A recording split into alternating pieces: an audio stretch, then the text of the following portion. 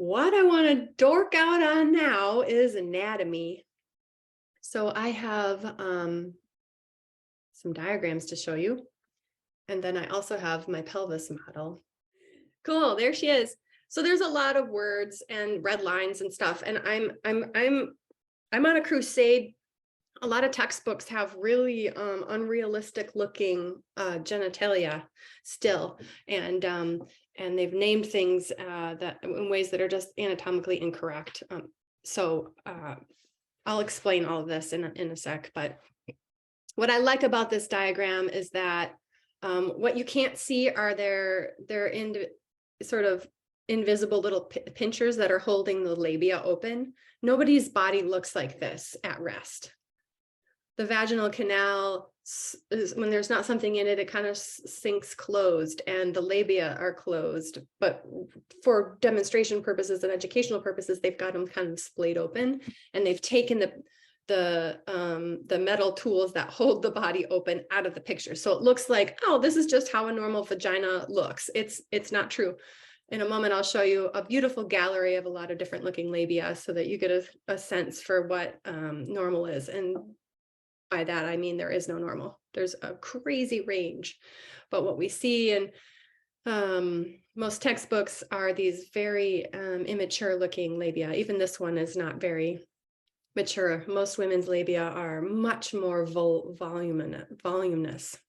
So, okay, starting at the top, we've got the mons pubis, the pubic bone is right below here. There's a little fatty tissue that protects the pubic bone, and that's really important that that's there. Some women feel a little body dysmorphia about there being fat on the top of their pubic bone, but it's actually really important cushioning.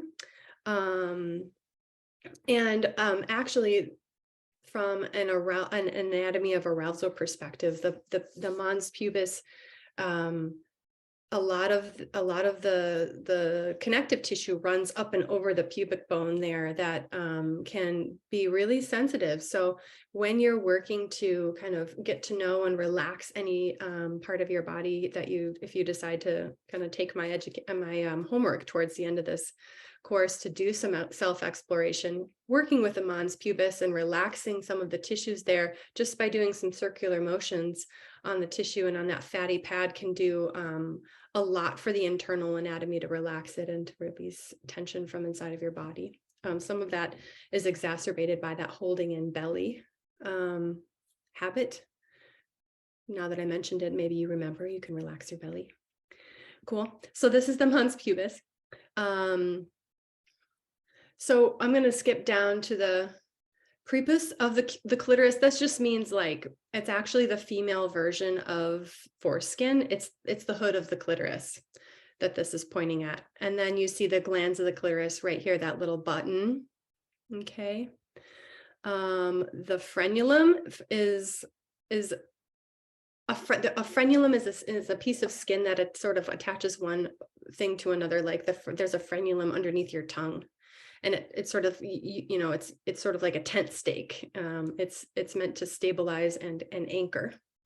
Below that opening there is the urethral orifice, the opening to the bladder. That's where your pee comes out. This bigger hole is a vaginal orifice. We've got the skeins. Well, we like to call them the Mr. Skein. Come on, some man likes to, I just get annoyed with the way that men stake claim on female body parts by naming them off after themselves. These are where ejaculate comes from, these fluid ducts. It's prostatic fluid, it's not urine, it's actually different. Ambrosia is a very different liquid than peeing. So some women do ejaculate when they have pleasure, and that's where those ducts are there. Then coming down, we've got this this big soft labial wings on each side. And I've got that changed from labia minora and labia majora to inner and outer lips, because some women's inner lips are bigger than their outer lips. So the labia minora are actually the larger ones on their body. So I feel like we've got to update our books around that and stop calling them that. So we've got inner and outer lips. The outer labia are kind of hair covered in this diagram. And if this woman's vagina and labia were at rest, her inner labia would probably protrude through and be seen while her outer lips were closed. So they would actually look bigger. So that's what these red lines are all about. Okay. And then we've got the perineal body. It's a very interesting part of the anatomy. And then the anus. Okay. Here's my pelvis model. This is with the skin removed. And you can see muscle groups. And as far as the muscles of the pelvic floor, the pelvic diaphragm are considered, and this is relevant because I want to put a pin in everyone's bonnet about getting to know how these muscles work in your body so that you know when you're carrying tension in them, so that you know when your body is getting a stress response, so that you can mindfully learn to relax them. There are 3 layers of pelvic floor musculature. The most superficial, it forms this figure 8 that goes around the anus, the vaginal and urethral sphincters. It's called the bulbosphingeus. That's the most superficial one.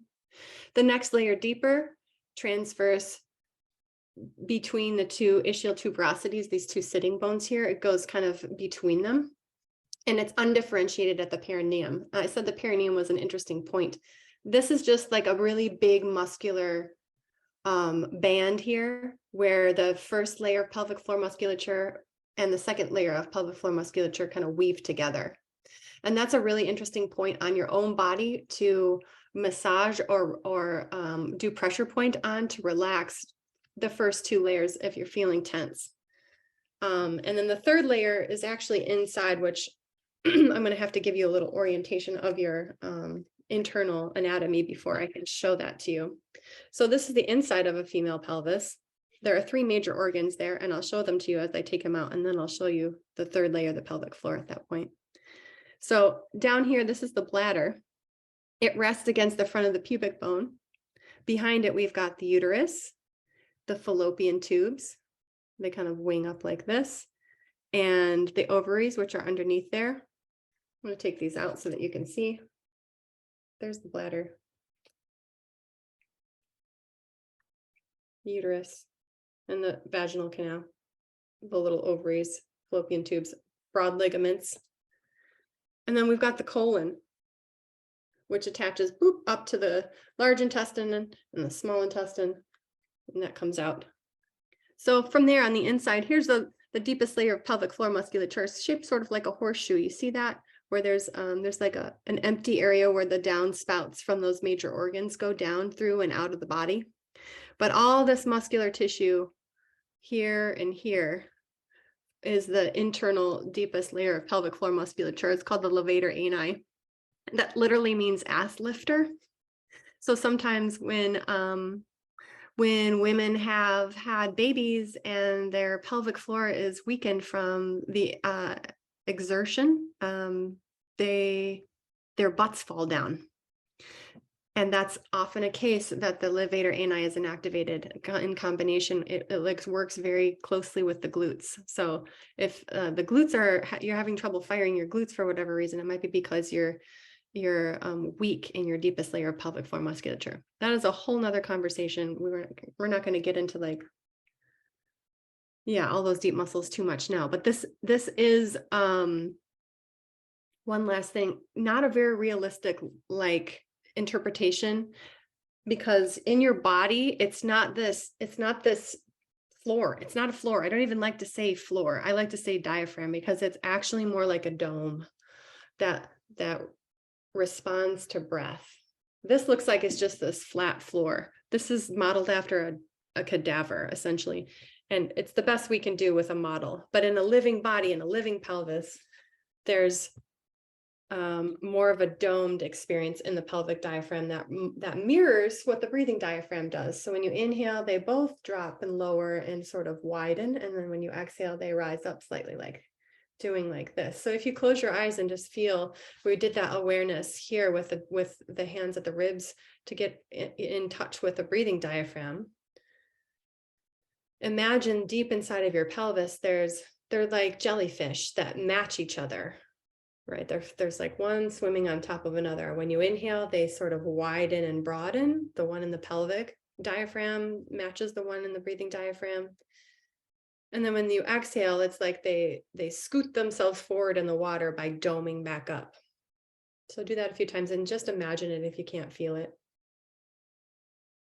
If your belly's relaxed, you should feel like your perineum sort of widens and receives the breath on the bottom of that inhale. And then exhale, it domes back up. And then looking back at the screen, here's another diagram. This is what I just showed you from the cross section. Okay. So we've got the vaginal opening, the vaginal canal, the uterus. Here's the urethral or urinary sphincter, the opening to the urethra, which goes up into the bladder. And then the anus, and the rectum. This white material is bone. And this kind of yellow material is fatty tissue. So we've got the pubic bone in the front and the coccyx, the end of the tailbone here on the back. And we've got the fallopian tube, the fimbriae, which are these cool little feelers on the end of the fallopian tube, which help the ovary, help the egg that the ovary has released find its way into the fallopian tube, which then travels down into the uterus itself.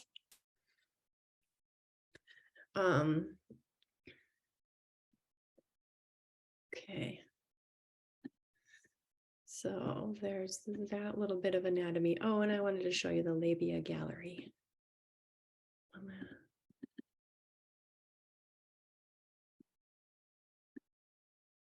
This is cool. Just so you know that yours isn't weird looking. On the left, we've got from the front, a view from the front of many different looking labias with many different sized clitorises, inner and outer labia that are different sizes. Some women's inner labia is bigger than the outer labia. Some women's outer labia is bigger than the inner labia. Some women, like this woman, has a very pronounced clitoris. This woman does not. Some of them look like rose petal, bunched up rose petals. Some women, you can't even see the inner labia like this woman. And then from on the right side, this is from the bottom looking up at the different shapes of a labias at rest, vaginas at rest. And, you know, this is kind of intense to look at. If you've never spent any time with a mirror looking at your own labia, I think you might be really interested to look now after you've seen all these other ones, just to see what yours looks like in comparison. What I also love about this is the variety of color that you see. There are some labias of color here, and some skin looks purple, some skin looks bright red, some skin looks tan, some skin looks brown, some skin looks pink, and it's varied on everybody's body. It's different. This woman has a labia piercing. You can see that there on the bottom right corner. Okay, so I'm just showing this to normalize the variety.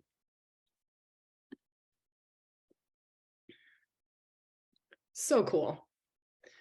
I did not mention the hymen on purpose because, wow, you know, it exists for some women and it doesn't for others. And for some women, just being an active person breaks the hymen. It's not an indication of anything, whether you have one or no. It's definitely not an indication of virginity. especially in the way that women use their bodies modernly. So I don't even choose to include that. Some diagrams still do, but that's old patriarchal BS. The way that we used to measure, the women used to be measured by whether they still, their purity was measured by whether their hymen was intact, was, yeah, wrong. That's all I'm going to say about that. So yeah, I encourage you to get to know your pelvic anatomy. Sit in front of a mirror, even grab a speculum and look inside and see what your cervix looks like. We're not going to do that in this class, don't worry. And I'm happy to talk to anybody here more about that, but